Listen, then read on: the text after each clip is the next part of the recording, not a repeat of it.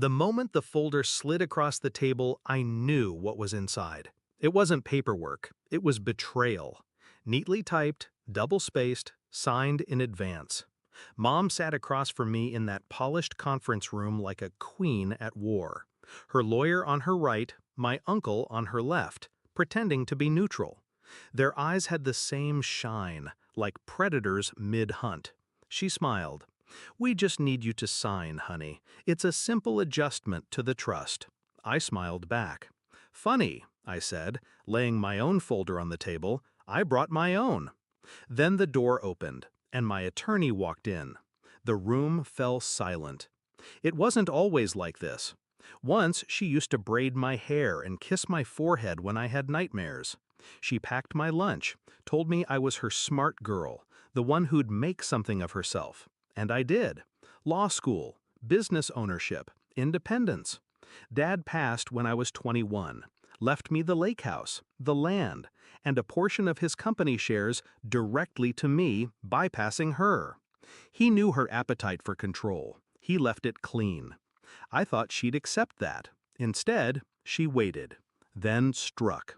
It started small, a call from her accountant asking for clarification on my assets. A cousin who mentioned, "My mother was handling your estate now, right?" And the kicker, a letter from the family lawyer asking for my signature on what he called routine consolidation. That's when the silence around her started to make sense. The family dinners that suddenly included her attorney.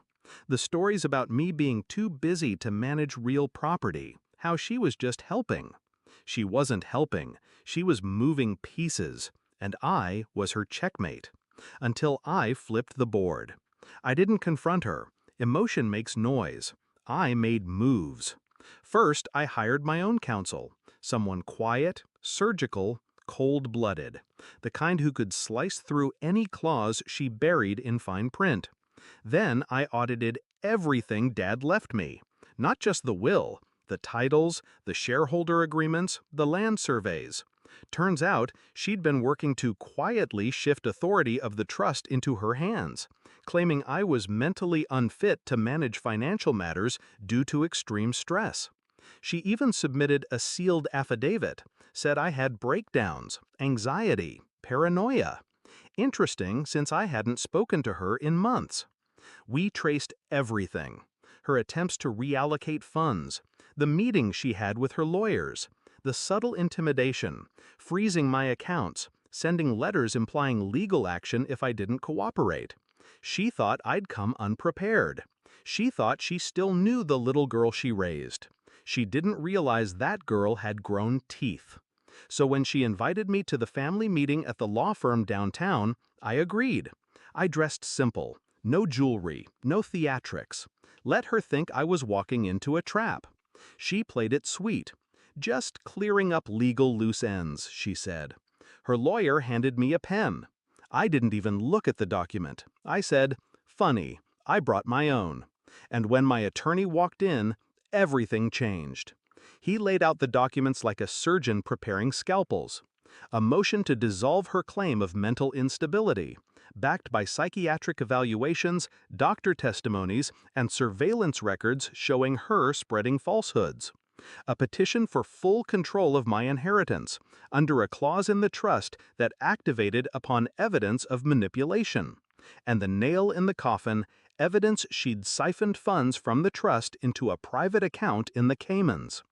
I watched the color drain from her face. Watched her lawyer lean back, slowly realizing they hadn't come to a meeting, they'd walked into a reckoning. Mom's voice cracked first. "You don't understand what you're doing." I tilted my head. "No, I understand exactly." Her mask broke then. The warmth fell away. What was left wasn't a mother. It was a woman who lost control. "You were always ungrateful," she spat. "Everything I did was to protect you." "No," I cut her off. "Everything you did was to own me." She didn't say another word. She just stared, like she was trying to find the version of me she could still manipulate. But that version died the second she forged my father's signature on a property transfer form. We had that too, by the way. She'll see it in court. It didn't end with screaming. It ended with silence. My attorney gathered the papers.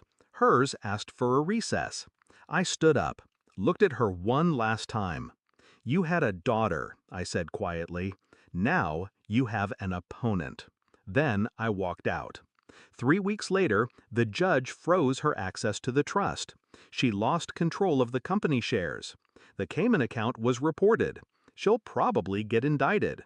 Maybe not, but she won't touch a single cent of mine again. Not legally, not psychologically. I live lighter now. My lawyer says she